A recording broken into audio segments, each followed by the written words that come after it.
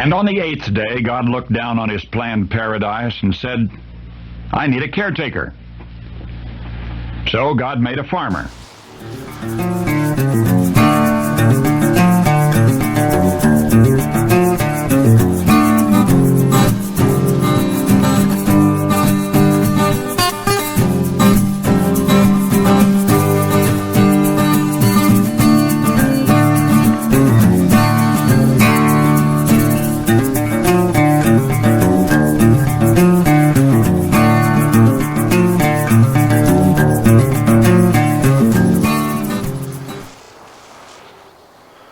No matter what you do, hayfield weeds never quit growing. Man, it's a constant battle.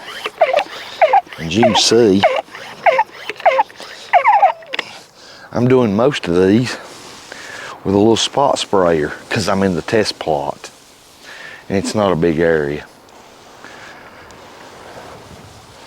I'm spraying 2,4-D. 2,4-D amine to be exact. It's April the 3rd. Took me a minute to figure that out, to think about that. It's April the 3rd, and goodness gracious, look how good our test plot's greening up. It is unreal what the soil amendments we have done here is doing for this field. It's just amazing. The other hay fields, because this one is on a southern facing slope, and the rest of our hay fields, the main hay field and the west field, are all on northeast facing slopes. They grow about 2 weeks behind this one in growth and green up and all that type stuff, and they're not quite as far along as this one is, our test plot, but regardless, man, this test plot is coming along so good. And we have done extensive work in this test plot for weeds, and no matter what you do, every year, every spring, some of those weeds, every year there gets less and less of them. Hence why I'm using this. If they were like they were the first few years, I'd be out here with the bigger sprayer and the ATV.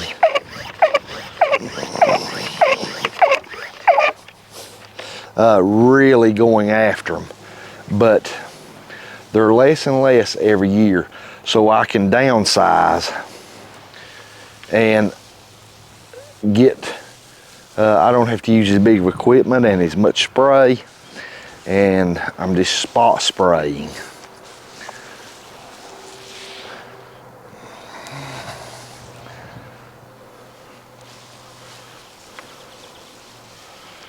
(2,4-D) amine does really good on your early weeds, buttercup, things of that nature.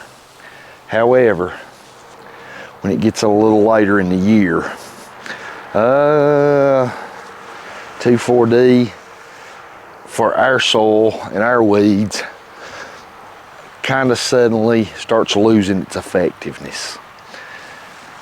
But it does really good in the spring, and our weeds are under control pretty good, so we're able just to spot spray in the test plot, and that's what I'm doing now. Be back with you as soon as I finish doing a little bit more spot spraying. Hayfields are greening up as fast as I've about ever saw them, and I'm going to contribute a lot of that to all the soil amendments we've done. Especially in this test plot, we have really worked this soil for several years. And you can go along like to areas of our hayfield where it's steeper that we do not cut hay on, that's just for pasture land. We do not work that soil, we don't fertilize it, we don't lime, we've never really done much other to it other than just maintain status quo. And you can vividly see the line. Really green over here, the grass is growing rapidly, green up happening fast. On this side of the line, there's still patches of brown everywhere where it's been in the dormant stage over winter. Not much. What is greened up is not really actively growing much. It's just kind of getting started. Very distinct line where that's happening. Here's some orchard grass I just picked. This is a average of what's in the test plot. I want you to look at that. Look how leafy. Does that not look fantastic? For third day of April. Uh-oh, I just pulled one of the leaves off. But look how leafy. Isn't that fantastic? And it is soft. This early green up, all your hay grass is going to be really soft and tender, but look at that. Like I said, it's about 2 weeks ahead of the main hay field and the west field. But they're greening up and looking good, but the growth is not quite what you're seeing here. This stuff went from dormant stage to green up to actively really growing, putting on the length fast. I can't believe how fast it's done it. We're looking really forward to a good hay season. We already limed. We're probably going to lime again midsummer to keep that pH level up. When we did our liming a couple months ago, I did not put all the lime on at once. I put over half, and what I'm wanting to do is space it out some. After we do our first cut, I'm probably going to lime again. And then after first cut, we may or may not fertilize. I'm not sure yet. We're just going to wait and see how things go. When the pH level in our soil here on this farm gets right, gets close to neutral, a lot of those nutrients and micronutrients and microbiome and all that are already in our soil in sufficient numbers but they're just bound from a low pH. And once we get that pH level up, then those micronutrients and those nutrients and all that stuff that's already in our soil is then unbound and free to move into the roots of these grasses, and these grasses are able to consume them. Kind of like I compare pH level to like someone with heart problems having a cath done. That may be a poor comparison.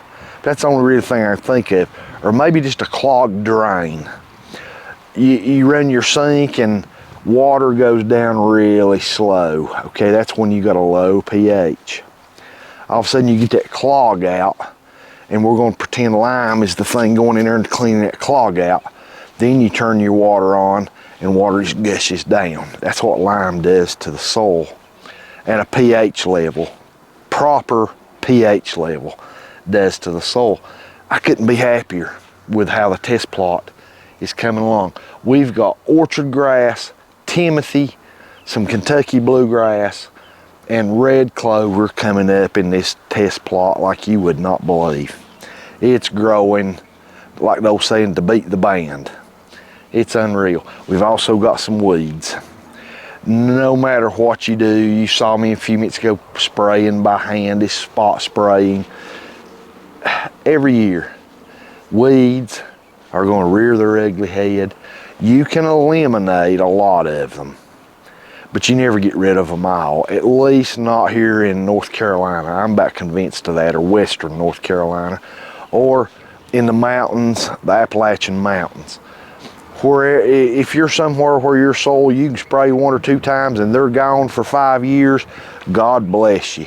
It's not that way here. You can spray and get rid of them for a season. Next spring, they're back. Maybe not in as much quantity, but they're still there, and you still have to attend to them if your goal is premium quality hay. So I am so happy with the way our hayfield's looking this early in the season, and we're in the April lull. That's what I call it on a hay farm. There's not much going on this time of year on a hay farm. What we're doing is just maybe spot spraying a little bit. We've done our liming. We've done all our soil amendments through the winter and soil tests and all that. And we have done frost seeding. If we didn't, but if your plans was, you've done your frost seeding through the winter. And the month of April, it's a good time to be doing some farm implement maintenance and maybe a little bit of spot spraying. We're going to have to spray probably our other fields with a pull behind sprayer in a couple of weeks for buttercup especially. That'll be the main weed. Will be buttercup will come up. And we've eliminated a lot of those from a couple years of spraying, but every spring there's a few more come back, so you got to take care of them. So we'll be doing that. Let's take a look out here. This hay grass is looking really, really good. I want you to see it. Tall fescue, Timothy, orchard, and red clover. And I've just spot sprayed for some of these weeds you might see around. It's looking really, really good. I want you to see how tall this is. Look at the height of this orchard grass right here. Amazing. Absolutely amazing. Let me show you how our red clover's coming up too. The red clover's looking really good. Look at that red clover. Isn't that beautiful? There's lots of it in this test plot, and it's looking really, really good.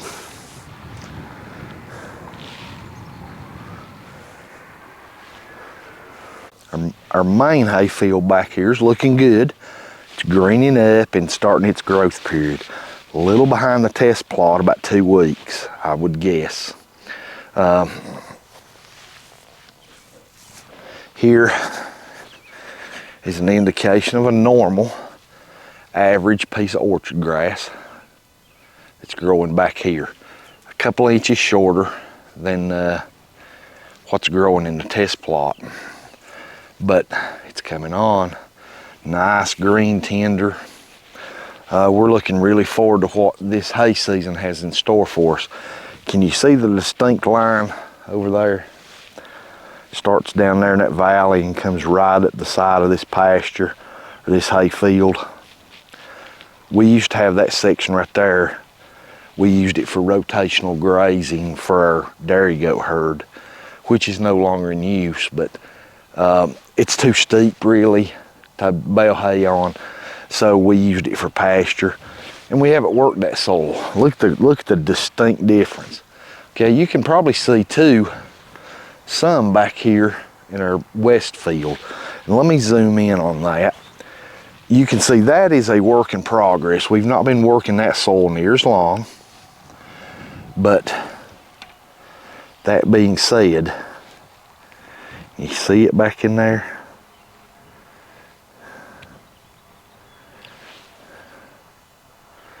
You can distinctly see some you can distinctly see right in there is an area that needs some attention. But it's coming along. It's coming along quite nicely.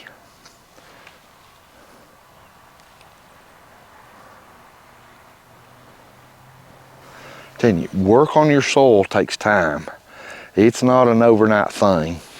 And the weeds has really not started rearing their ugly heads back here much yet. But I'm sure we're gonna get some. Probably in the next 2 weeks we'll start seeing some of the first signs of some buttercups coming up. That's usually the first weed we have to deal with. And then there'll be a few more weeds come along, plantain and things of that nature. Some people, if you're just grazing on pastures, Plantain's actually a good thing for animals to graze on, but it does not make really good hay. I don't like it in our hay. So we get rid of the plantain, and that'll be coming right along about the same time as the buttercup. And dandelion, there's just always something going to rear its ugly head and come around. Like I said, our weed load's getting less and less every year, but you'll never get rid of them 100%. Even after years of work on it, there's still going to be some seed bank in this soil of some weeds. It's just going to come along when it's their turn, and you have to deal with them. So everything's looking really good on the hay fields. I'm very pleased with the way things are looking, and we're looking really forward to a good 2025 hay season. Right now, it's just let this magic stuff grow. It's all we can really do. Maintenance some of our hay equipment.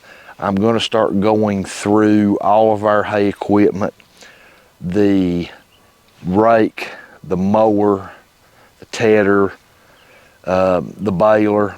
Well, I done the baler last fall. I don't really have anything to do to the baler other than just kind of clean the dust off of it from the winter where it's sitting in that barn and kind of grease everything up. But we're going to take all of our equipment and put on some gloves, because I hate dealing with a grease gun, but it's necessary. And we're going to start greasing all of our grease fittings on every piece of equipment. We're going to make sure tines are in good shape, blades are in good shape on the mowers, things of that nature. And then we're going to service our tractor. We're going to change the engine oil. It is not due yet for a hydraulic fluid change, but it is due for our annual engine oil change, and we'll take care of that and then grease every point on it that has a grease cert, and get everything ready for our first cut. Crossing our fingers, hopefully around mid-May. You know, you can make plans with the best of intentions. You can sit down on the calendar and say, I'm going to do first cut mid-May. I'm going to do second cut mid-July. I'm going to do third cut mid-September. It hardly never works out for me. I hope it does for you, don't for me. It's all 100% weather dependent. We could go into a drought, and we've been basically in a drought through March. We've had some bad wildfires in neighboring counties. You may have saw some of it on the news. I think we had one wildfire here in North Carolina that was top priority in the nation a couple of weeks ago. And since then, we've had some rain. We've had a couple of good nights and days of some soaking rain. We're supposed to get rain again in 2 more days. Let's just pray that keeps happening. God's in control of all this weather stuff, and He knows what's best for us. So let's pray that the rain continues, and when it comes hay time, that the rain stops for a period of about a week. And when we're done, it picks back up. Man, ain't we picky when it comes to the weather. Not satisfied with anything, I guess you could say. But all that, what I'm getting at, it's all weather dependent, every bit of it. There's only so much you can do, and you can make plans and make good plans, and it's good to plan. But don't bet the farm deed on those plans, because they'll change 5 times between now and then, because it's all weather dependent. Thanks for being with us on this short April lull hay update. Yeah, it's in the April lull. April, it's time to go fishing. It's time to hunt morel mushrooms. It's time to go camping, start your camping season out. There's just so much good things to do in April. On a farm, hay farm, as far as your hay goes, it's not one of them. That's not one of the months that's exciting and active. There's a lot going on, because there's not.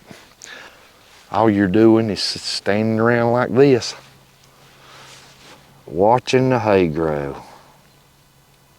You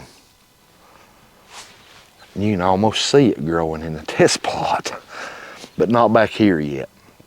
One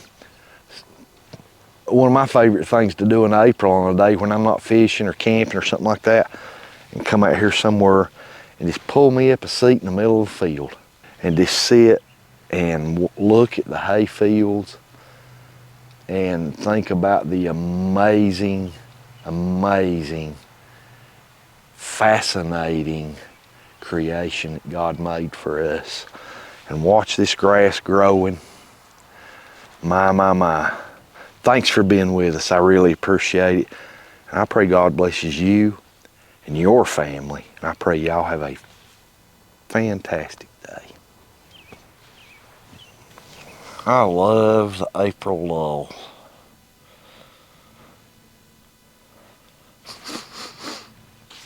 I smell bacon cooking. I reckon Susan's cooking bacon for supper. I think so. Let's go.